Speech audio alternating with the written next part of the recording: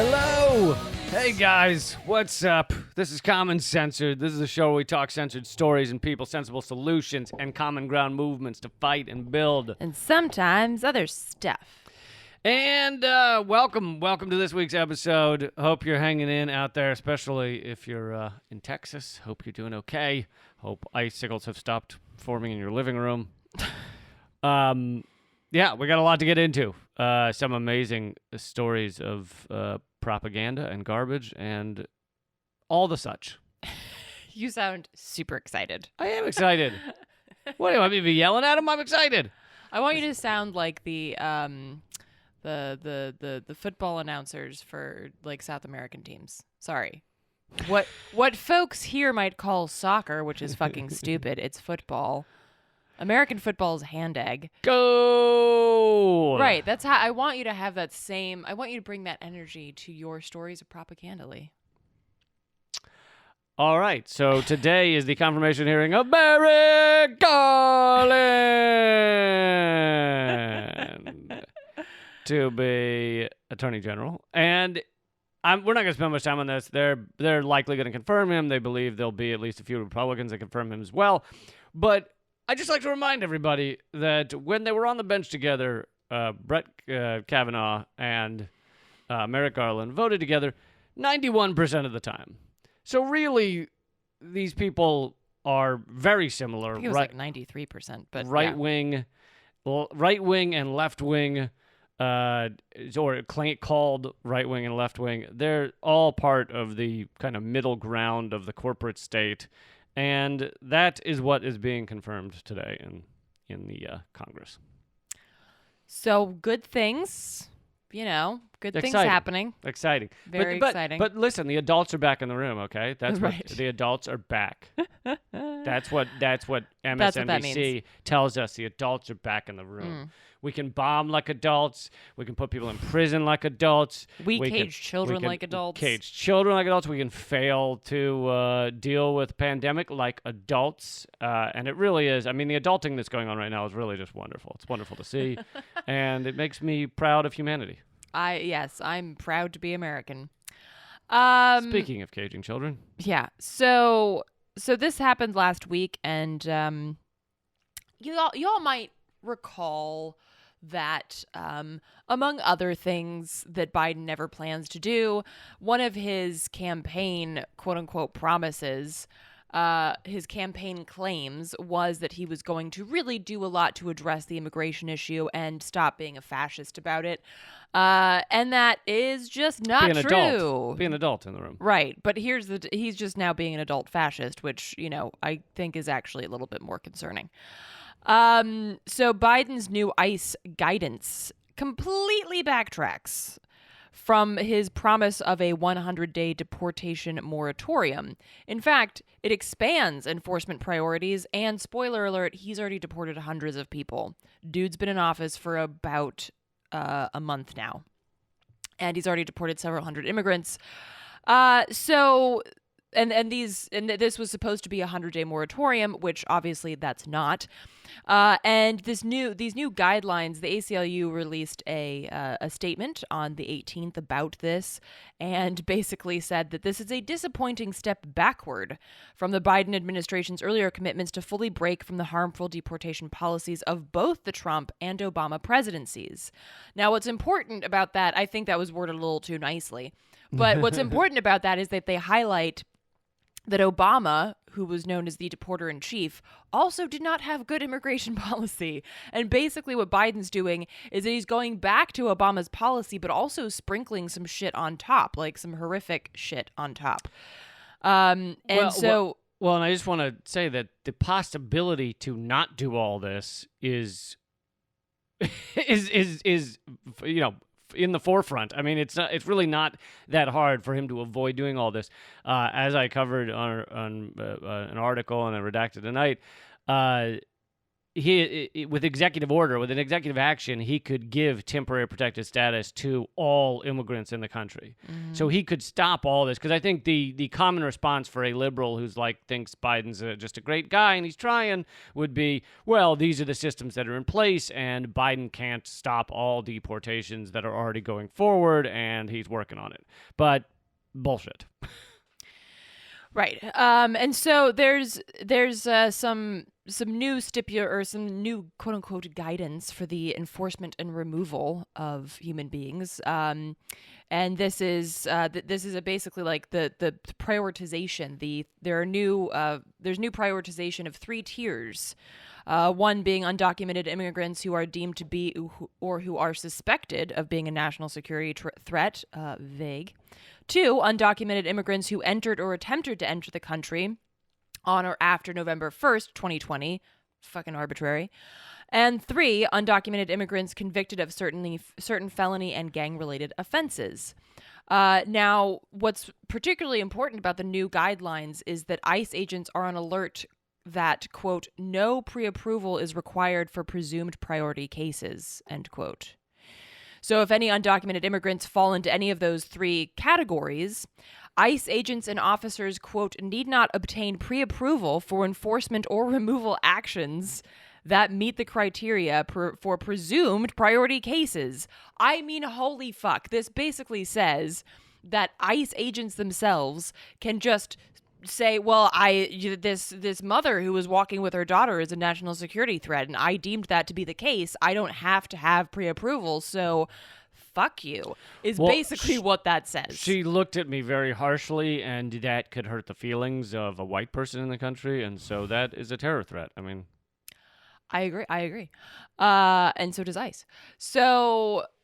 So yeah, so this is not just a nod or a shift back to Obama era ICE enforcement or Gestapo fascism, really, but it's actually ramping it up from the Obama era. And the only reason that it feels to some that it's better is because basically what Trump did was wipe away any sort of regulation. And I've talked about this before, but what the Democrats then do is they come in and they say, well, here's some regulation. And you look at the regulation and the regulation says nothing. But at least you have a little piece of paper that says regulation at the top. And so that makes you feel good. It makes you feel like they're in charge of it. They're on top of it. Adults. Hashtag they have adulting. They have the paperwork. Whereas Trump burned the paperwork, and the Democrats are like, no, we have to have the paperwork that says that we're not doing anything. So that's basically the idea behind the new guidance, and ICE's response to this, to the call to basically like the ACLU et al. Being like, what is this bullshit? ICE says that the provisions are targeted towards criminals. But they neglected to mention that they view anyone as coming into this country as a criminal, and that they are allowed under these guidelines and the previous ones to basically decide who is and who is not a criminal. So it's not like they're going by, even the laws of our country that apply to citizens. They're just like, well, I just deemed this person to be a threat. So, yeah. So it's really horrific, but I want to highlight this because I think it's important. We really shouldn't be surprised, y'all. Biden pretty much fucking said so. He in 2019, I believe, and even before then, but this was kind of more reported on.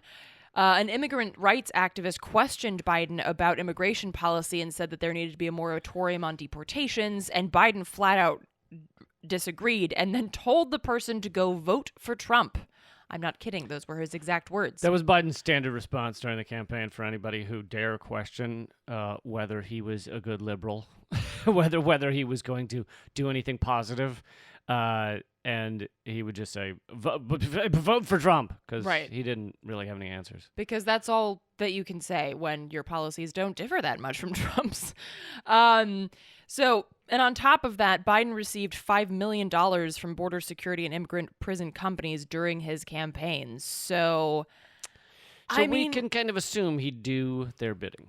Right. And it's like, y'all, he actually told you that he wasn't going to do anything about the human rights fucking disaster that is our immigration policy. He legit told you. So I have to say, he warned you, Biden voters. Like, so if you're pissed off and shocked, that's your fault. Like, because he fucking told you, the money told you, $5 million worth that we know of that's been reported. So I just, again, like, I think it's important to respond to this with shock and disappointment, but not shock and disappointment that he did this when he said that he was going to do this. The shock and disappointment should be, once again, at the system for doing this, and we should be, shocked and disappointed and then demand action and force action on behalf of human rights. But don't look at Biden and be like, but I thought you cared.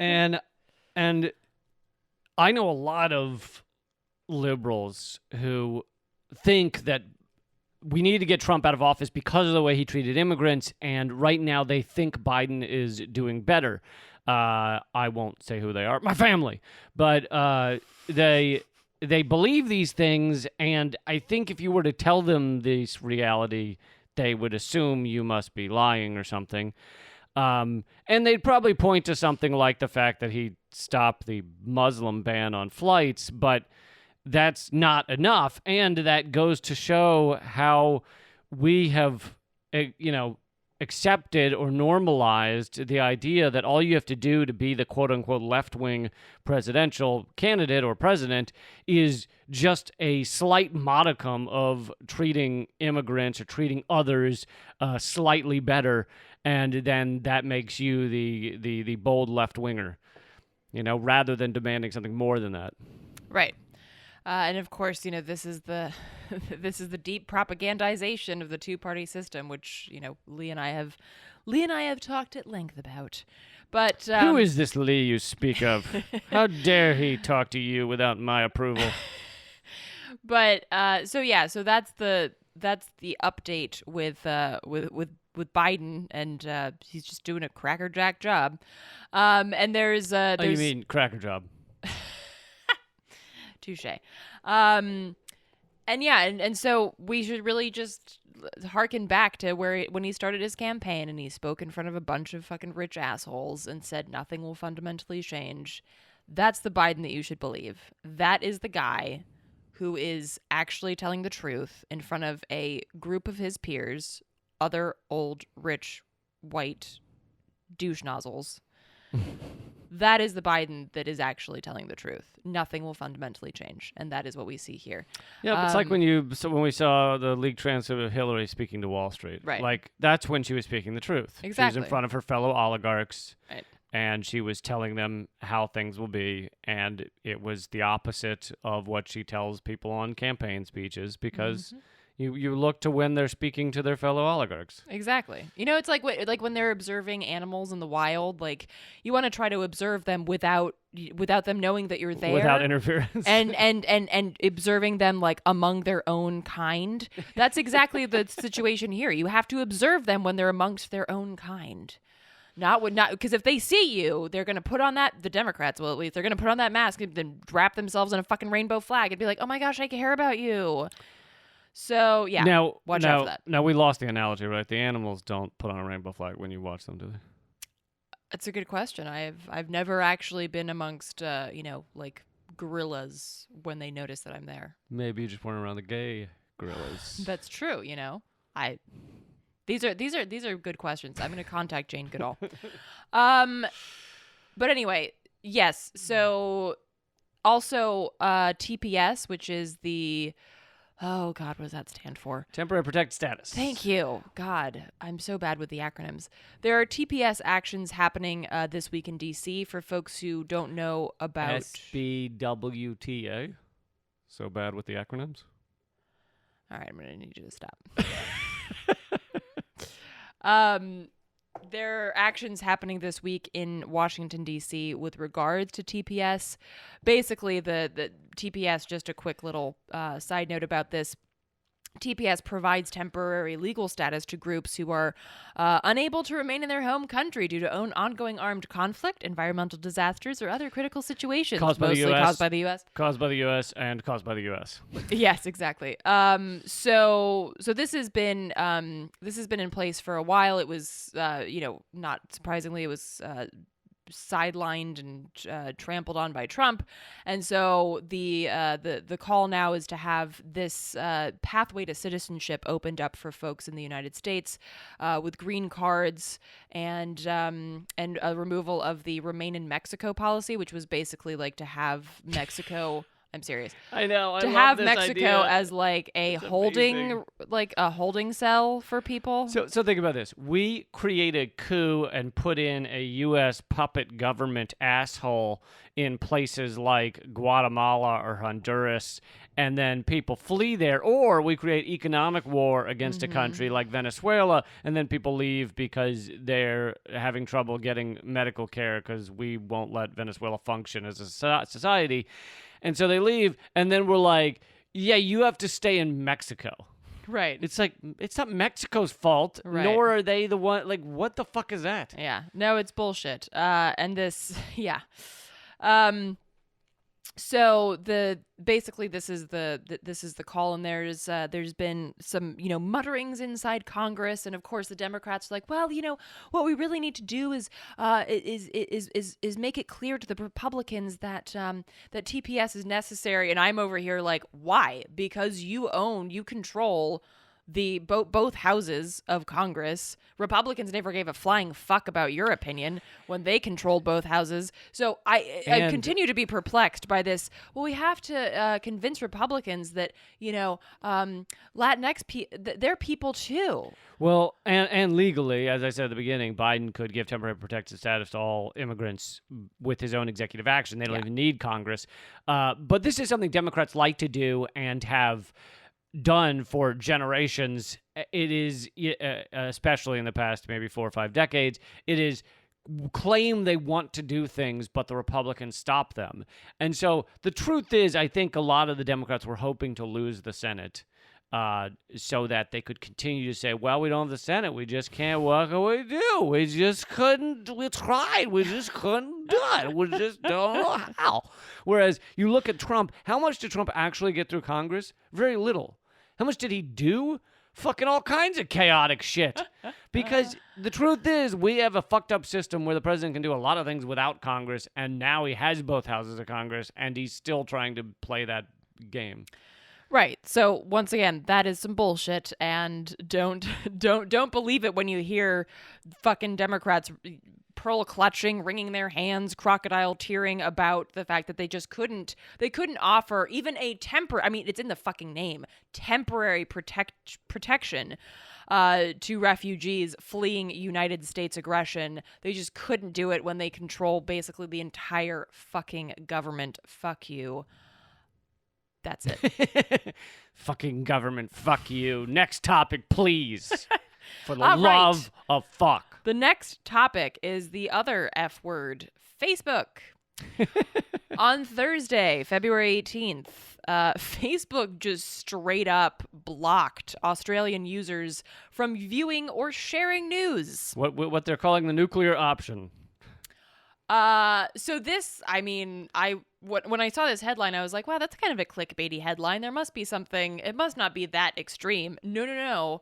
It is. So they did it. Can I say why they did it? Yeah, please. So they did it because Australia has realized that regular news sources, such as local newspapers, but also even national newspapers and things like that, are all collapsing because there's no ad revenue, because all the ad revenue has gone to Facebook, because you can do far more targeted ads with Facebook than you can do with a newspaper or a news channel. And so all the ad revenue's gone to Facebook. These places are all collapsing and being bought out in you can call it monopoly capitalism, but it's just capitalism. And so that, combined with the fact that Rupert Murdoch has tons of power in Australia and is very furious that he's losing all his ad revenue. By the way, all the mainstream media, such as Fox News, has collapsed since Trump left office, because guess what? When the nation is on fire and there's a carnival barker at the front of the fire saying "Flame on." That makes for good television, and people watch. And then when that guy is gone, people stop watching. But anyway, that was a side note. But so the combination of the power of Rupert Murdoch, who hates Facebook, and the fact that Australian papers are struggling so much and Australian news is struggling so much. So Australia decided is on the cusp of regulation that will make Facebook pay a lot more in taxes to fund Australian media, to fund local media and things like that. Facebook not wanting this because they don't want to pay the money, but also they see that once this starts in Australia, it'll probably be picked up by other countries, this model. They decided to cut off all news to everyone in Australia. Yeah, so this, I mean, interestingly enough, obviously this is totally fucked. But interestingly enough, I'm kind of curious to see what happens, because the response from, a lot of corporate media was like, holy shit, this is crazy. And then there was other outlets, even places like The Guardian, which is not, like a radical independent media platform, released a list of alternatives. So basically saying that, hey, here's where you could go for news and, your social engagement that isn't Facebook.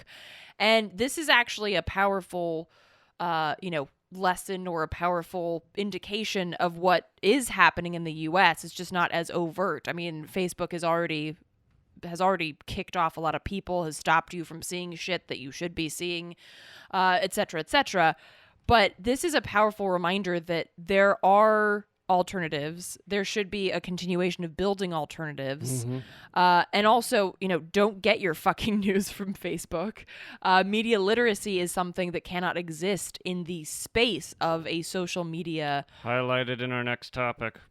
Right. In a social media space where everything is clickbaity, everything is, pop, pop, pop, pop, pop, just read a headline and move the fuck along. There's no time for context. There's no time for the deeper dive that is required in terms of media literacy.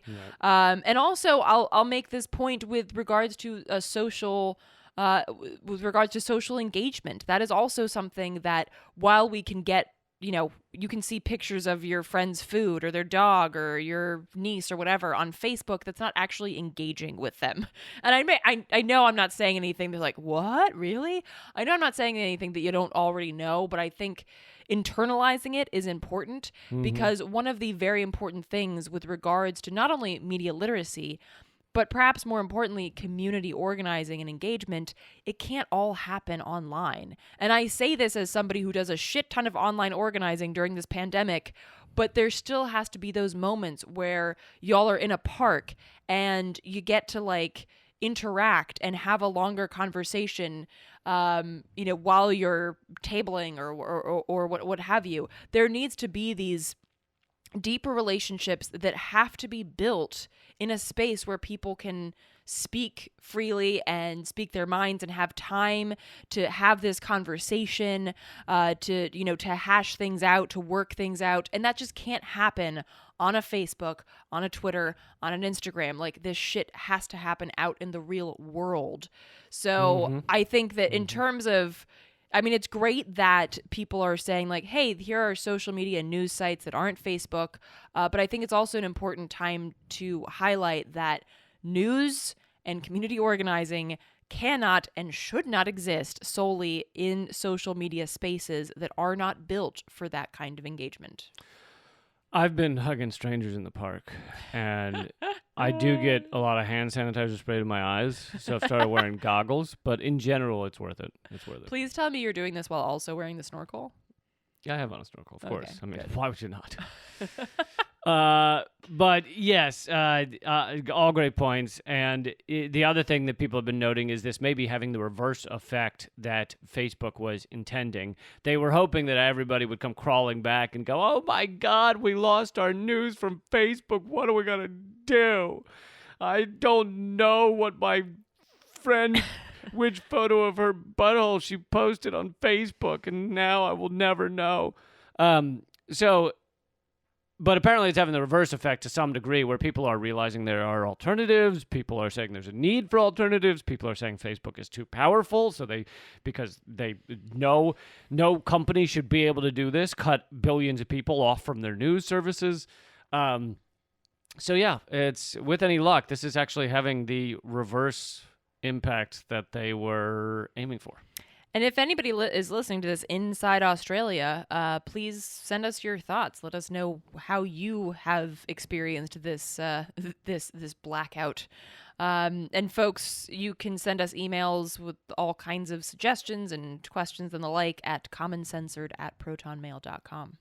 Yes, feel free to email us. And also, now's a good time to, speaking of at least a little bit more community. I get that this is still digital, so it doesn't count as meeting up with people and getting to know your neighbors. But a good time to mention our live stream, which we did not have this weekend, but we will be having this coming weekend at 7 p.m. Eastern, 1 hour earlier than normal. Switching it up. So, sorry to miss this past Sunday. Extenuating circumstances. I was really tired. A lot of mutual aiding during the day, and by the time I got home, I was having a hard time recalling my name. So I thought it would be weird if we did a live stream where I was just staring blankly into space and periodically nodding off. So I feel like people would have enjoyed watching me sleep. That's creepy. You didn't let me finish my sentence. I was going to say the comic relief of you passing out and hitting your head on the desk. Yeah, so sorry about that, but we will be doing it this coming Sunday, 7 p.m. Eastern. Put a little thing on your calendar. Join us for an hour. We hang out. We take your comments. We chat with you. It's definitely different than kind of just us speaking at you. And another note, which I'm going to try this weekend for the first time, in hopes that it does create a little more of a community vibe between us and you and people who enjoy spending time with us during the live stream. So we've been donating. We always donate the super chat donations. We give all those to a cause. We pick a different cause each week.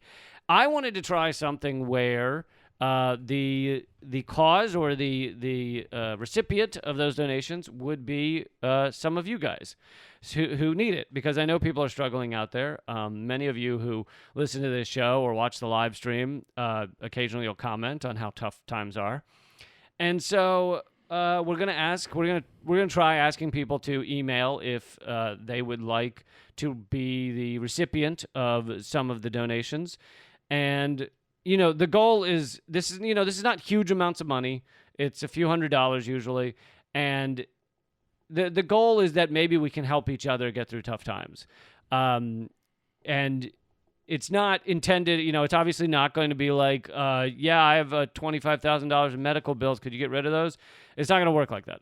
Unfortunately. I'd love for it to, but unfortunately it's not going to work like that. But it's going to be like, I could really use an extra 100 because I need to pay for childcare this weekend or something like that.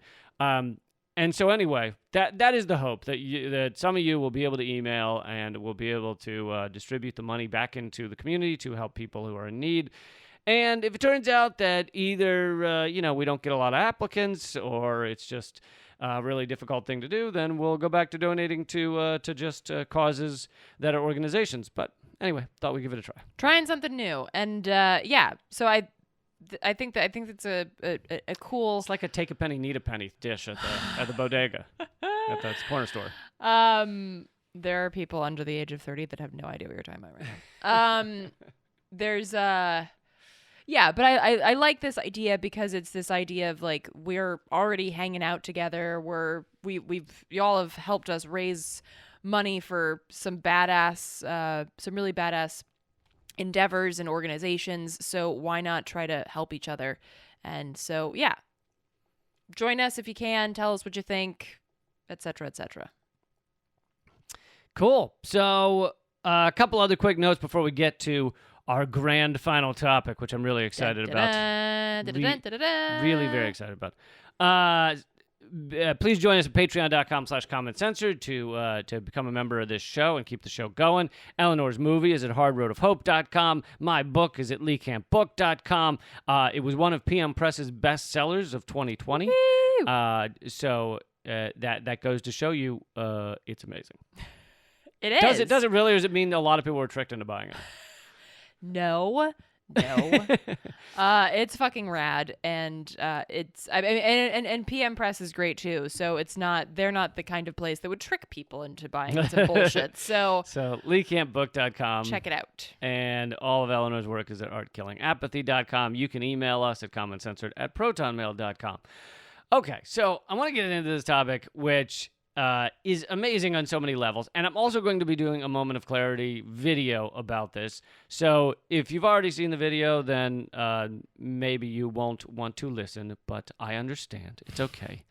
But if you enjoy this topic and you want more, you can always check out the video at youtube.com/Moment of Clarity. It's not out yet, but it'll be there. When is it coming out?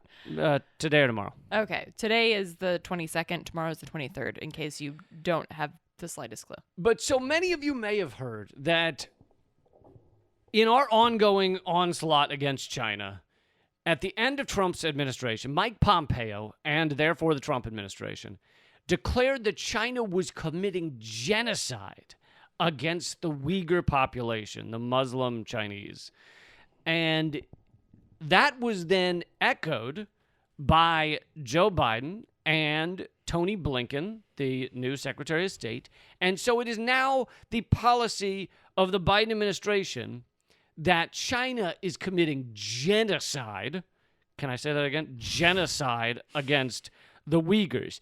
And countless outlets have repeated this with very little fact-checking or looking into it. The New York Times had an article, Trump, declares China committing genocide. CNN, Washington Post, Fox News, even Reuters and AP have had articles about this, not almost at all questioning whether it's true, just questioning whether it should be termed genocide, but basically accepting the concept whole cloth, and then just arguing over stupid details that don't matter.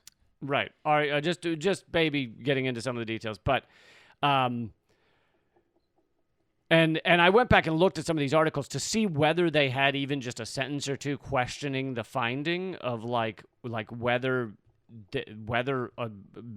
tons of Uyghurs have been killed by the Chinese or anything, and really none of them do. I mean, the Washington Post didn't, New York Times didn't, the articles I read. So then, this goes to media literacy. Yeah, if you it does. have some media literacy and you see this coming from, let's see, a known liar, Mike Pompeo, known liar, Joe Biden, known liar, U.S. government, known liars at New York Times, CNN, Fox News, AP. The question is, they're not always lying. Are they lying right now? And how do I get to the heart of that? How do I find it? Well, where are they getting this analysis that China is creating the source? Genocide? So the Gray Zone did a deep dive, and I'm so thankful they did. Max Blumenthal and Gareth Porter, I've had them both on Redacted tonight. They both do great work. And so they did a dive into where is this coming from?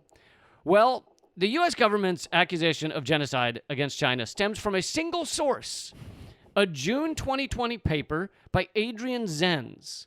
Now, okay, so maybe it was a really great paper. Adrian Zenz is a right-wing German researcher affiliated with the Victims of Communism Memorial Foundation and a neoconservative Jamestown Foundation in Washington, D.C. Okay, that's a little iffy, but maybe Zenz, despite being this right-wing evangelical weirdo, is just totally legit on this.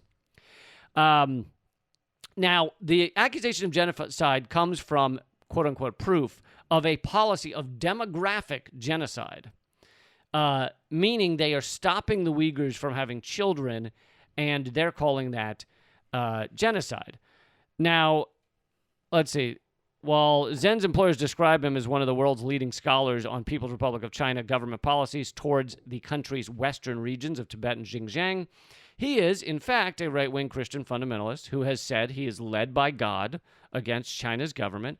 He deplores homosexuality and gender equality, and he is taught exclusively in evangelical theological institutions.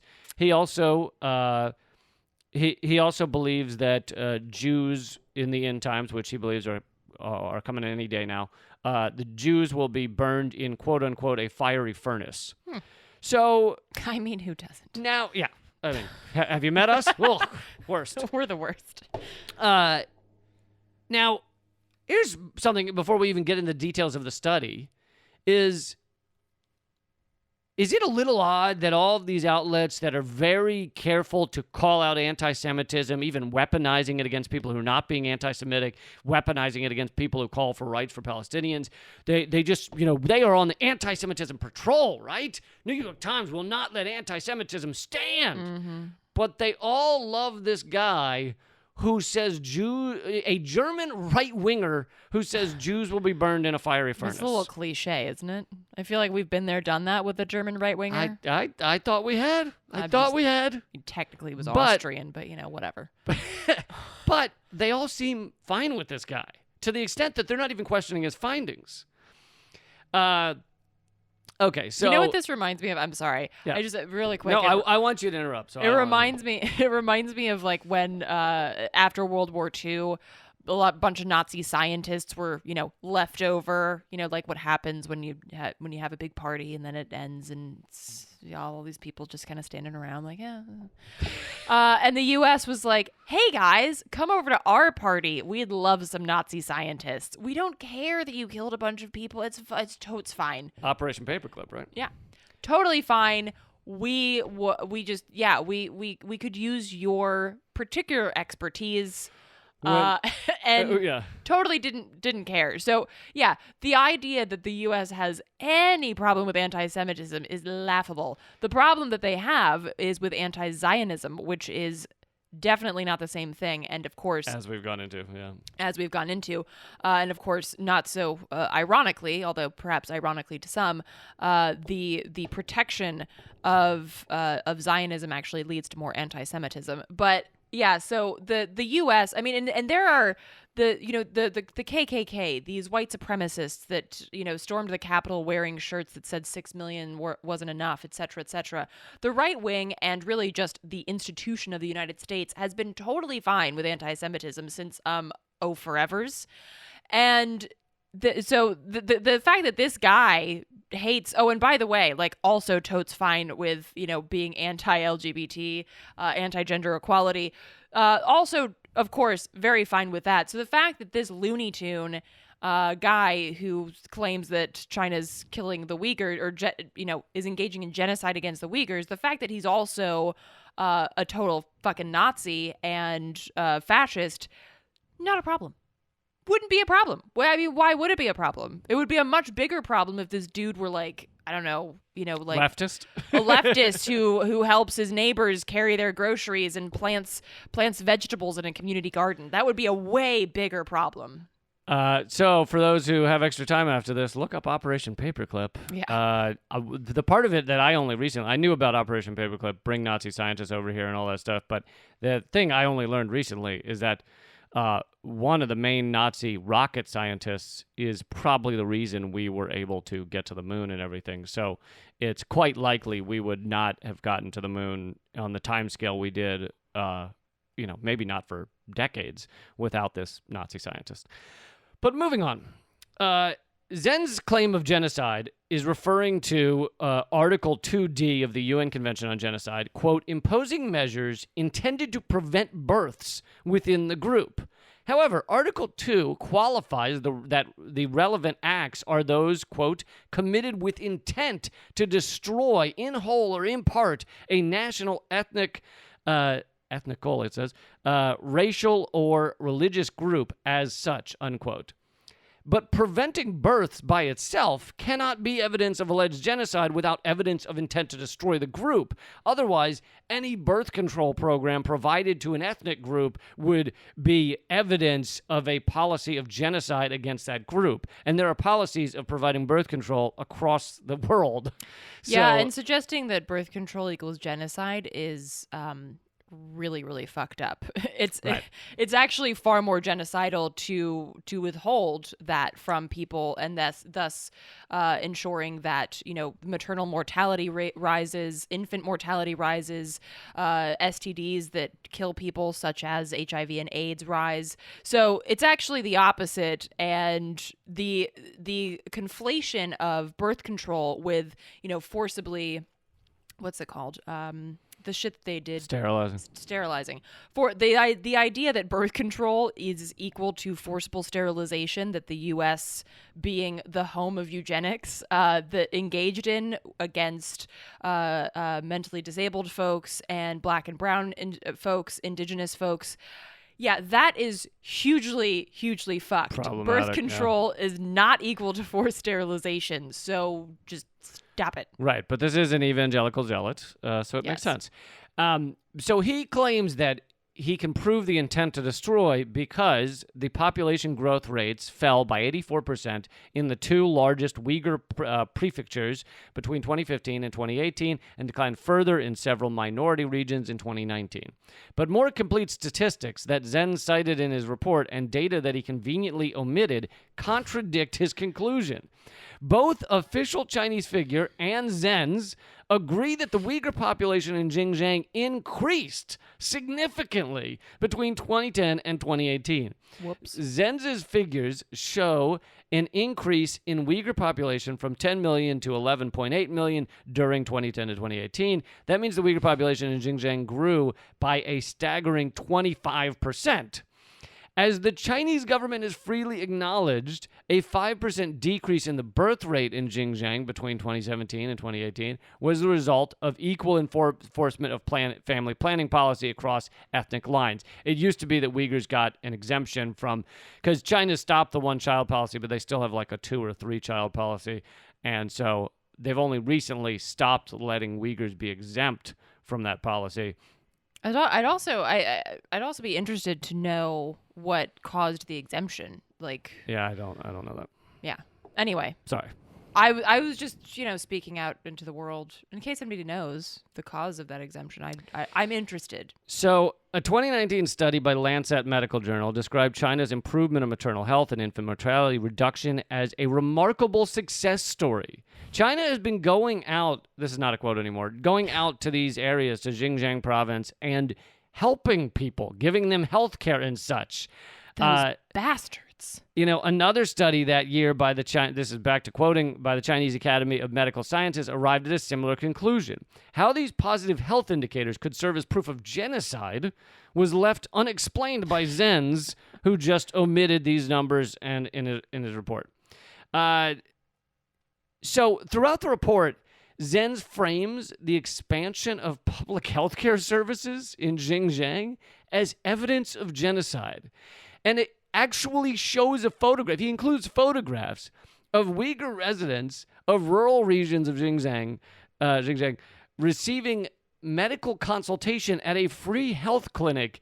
And he says it's part of an effort to enforce thorough implementation of increasingly intrusive birth control efforts. But if you look at the photograph, it is an elderly couple in their 70s or 80s standing at a table with a health professional. It is so clearly not some sort of forced sterilization or birth control. Right. I'm going out on a limb here, guessing that she's not in the prime mothering years anymore. Yeah, it's so I mean, if you look at the photo, it's so hilarious. So among Zen's major findings, okay, so this is one of the major things that they point to as proof that this is a genocide, was the claim that, quote, 80% of all net added IUD placements in China were performed in Xinjiang, despite the fact that the region only makes up 1.8% of the nation's population. So he's saying this is genocide because 80% of all IUDs were put in in this province, even though it's less than 2% of the nation's population. However, according to the 2019 China Health Statistics Yearbook, which is where Zenz says he gets his numbers. So it's not like we're going to some official Chinese government lie. This is the same place Zenz says he gets his numbers. The number of new IUD insertion procedures in Xinjiang in 2018 accounted for only 8.7% of China's total, not 80%.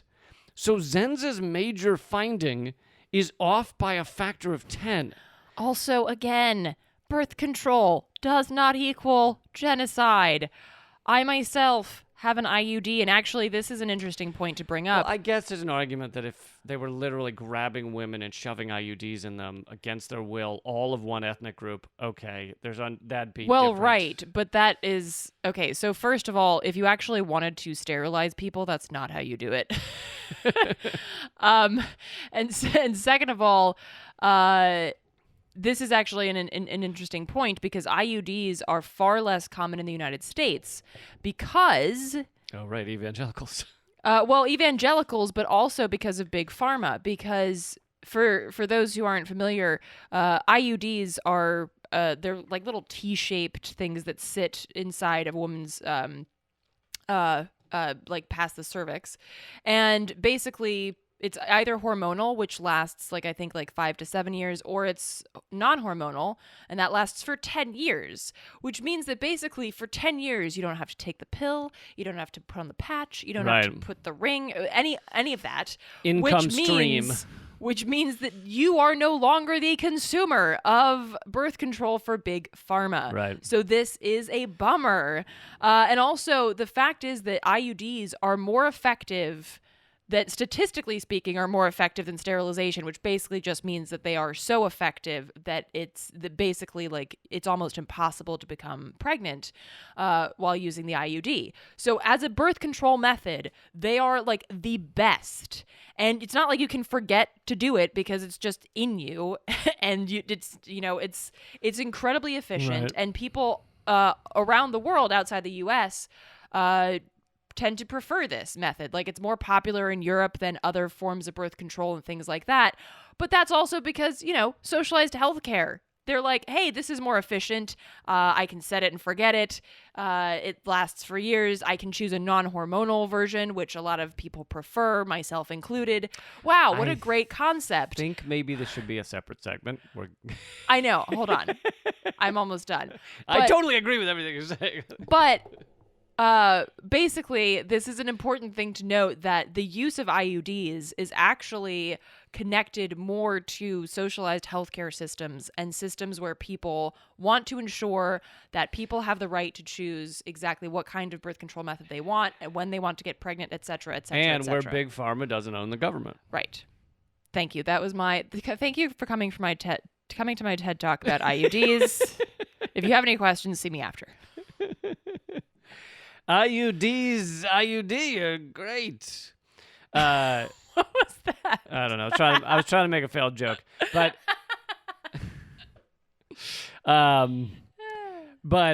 yes, no. I think we should do a separate segment on the pill because that sounds like it'd be a good one. No, I think I'm done. I got it off my chest, as it were. I'm all set. Thank you. Because I felt like in order to make what was clearly a segment into just a short rant, you were going really fast. Well, you know what? Everyone, you can go back and play that part at 0.75 speed. Then you'll be all set. But I thought it was all great points. And take notes. Take notes while you're doing it, would you? Hold on, but now we're getting to the part that I told you I wasn't going to tell you in advance because it's too funny. And I wanted you to hear Drum this. roll, please. In perhaps the most unintentionally absurd assertion in an article filled with them, keep in mind, I want you to remember, this report is what all accusations of Chinese genocide are now based on. Tied to, yeah. Assertion in the article filled with them, Zenz asserted that the Chinese government inserted between 800 and 1,400 IUDs per capita each year in Xinjiang, which meant that each woman in the province would have had to have undergone anywhere from 4 to 8 IUD surgeries every day. Ow. Ow. Ow. Do you think that's too many? Wow. You said they last 3 minutes, right? Also, I wouldn't really call it surgery, but they just slightly open your cervix to shove a piece of. Yeah, I mean, point. it's really that. Yeah, no, that's hilarious. Wow. Now, this is what all basis of genocide is based on this report. Also, I find it funny that the basis of genocide is in fact an IUD. Yep. Because Zen's papers are published by a neoconservative think tank that has functioned as a U.S. intelligence cutout, they are not peer-reviewed by credentialed academics. But they do not appear to have undergone much fact-checking either. So I'm going to basically wrap it up there, but just to remind you of who Zen's is. This is an anti-abortion, anti-feminist, Christian fundamentalist, captivated by end times theology, and has said that God has led him on a mission against the Chinese government. He also believes Jews will be burned, quote, in a fiery furnace, unquote, and is anti-LGBT and anti-women equality as well.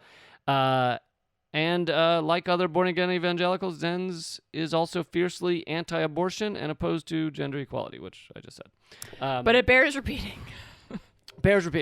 So, we live in a country where if you're anti-Semitic, you are rightfully criticized, sometimes banned from media outlets or social media platforms. If you're legitimately anti-Semitic, they also But not always. They also ban people who are not legitimately anti-Semitic, like people who want Palestinian rights.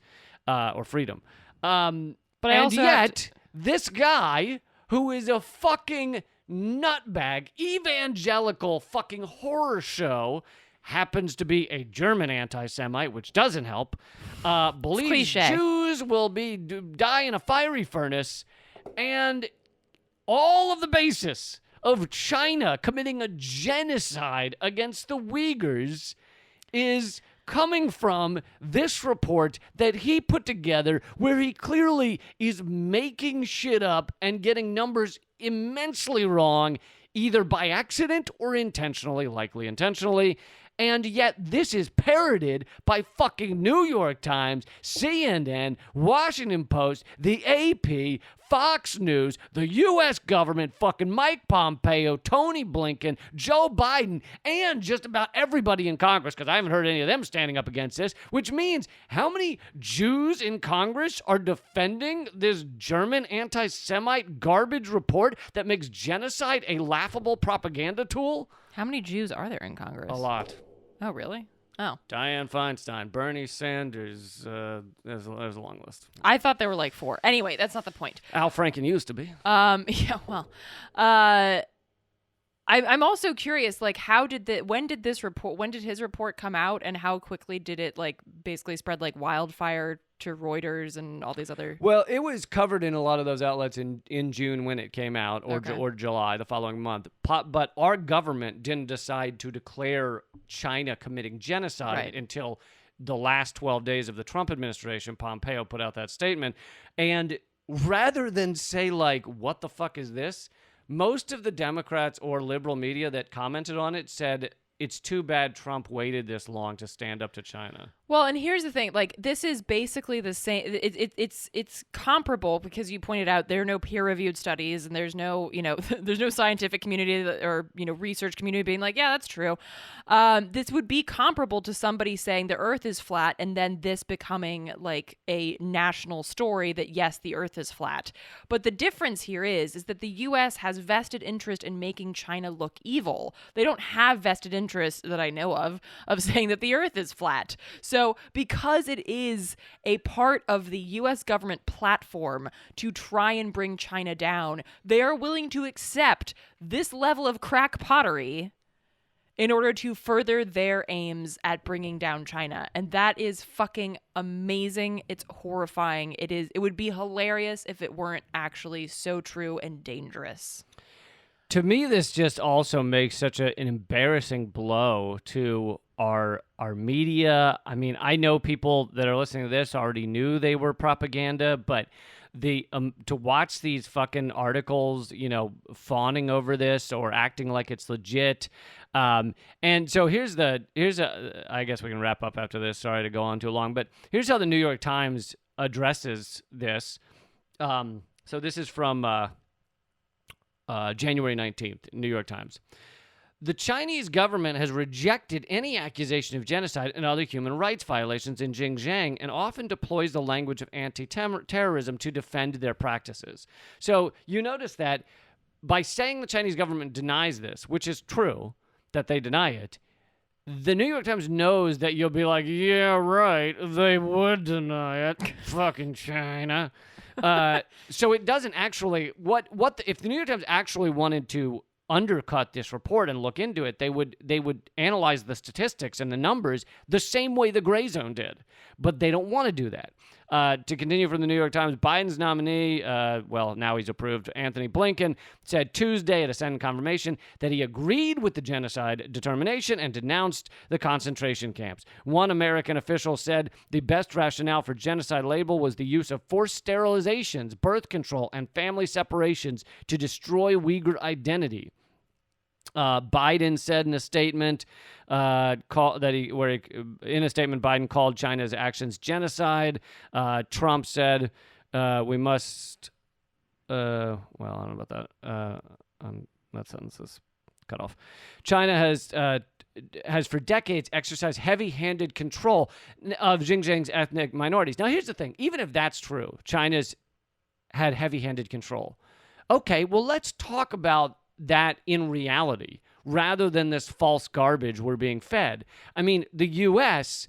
has practiced heavy-handed control of black people in America for the entirety of America's history, and we have the largest prison state in the world with over 2 million people locked up. So let's talk about that. Let's talk about heavy-handed policies. Instead, they're saying there's forced sterilization when it is simply not true.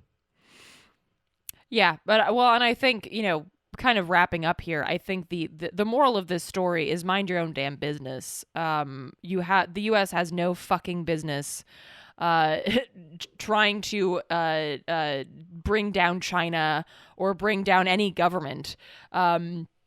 And if you wanted, if you were desperate to do it, I don't know, try starting with your own fucking government. How about that? Because the U.S. is the biggest terrorist organization in the entire world, by far. So I think this is kind of like the underlying theme here is that the U.S. the U.S. government can't help itself and must meddle, particularly in when it comes to Russia and China. Not least of all, most recently with Russia, as soon as Russia announced that it had, vaccines, the U.S. ramped up sanctions against Russia because fuck you, you can't save your people. If we're killing our people, you have to kill your people too. And so, I mean, this kind of shit is rampant. And so anytime you hear any shit about China coming out of the mouths of the fucking oligarchs of the United States, I would immediately be very, very, very skeptical. And of course, this pushes us closer to nuclear war, which is always a good fun time. Solid time. Thank you guys so much for joining us. As we mentioned, we have a live stream, hopefully with you there, 7 p.m. Eastern on Sunday at youtube.com/momentofclarity or rockfin.com/leecamp, ROKFIN.com/leecamp.